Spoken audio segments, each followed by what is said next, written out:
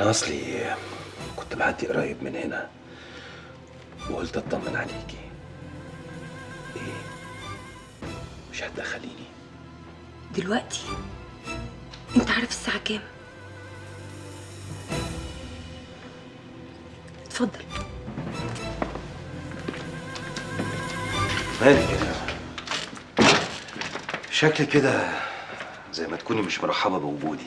لا لا لا ابدا، بس اصلي مش متعودة ان حد يزورني في وقت زي ده. لا، من النهارده بقى اتعودي، لاني هزورك دايما وطول الوقت. اشمعنى؟ عشان وحدانية، محتاجة راجل يقف جنبك. بس كده؟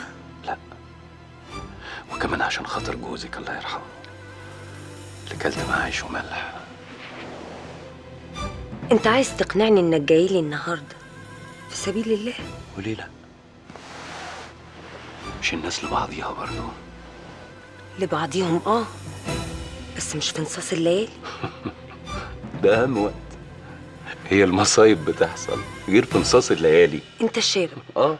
كاسين كده لزوم الفرفشه. انا معايا الازازه في العربيه، انزل اجيبها. انت تنزل دلوقتي حالا لان مراتك مستنياك في البيت.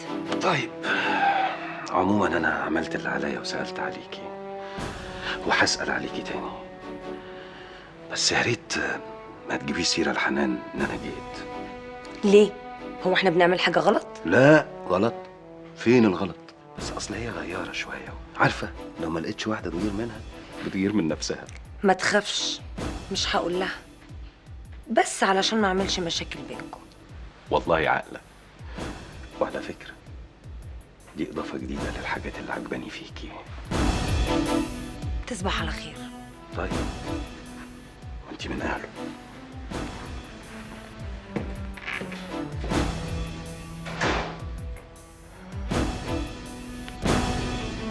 بيتك ده انت طلعت مصيبة.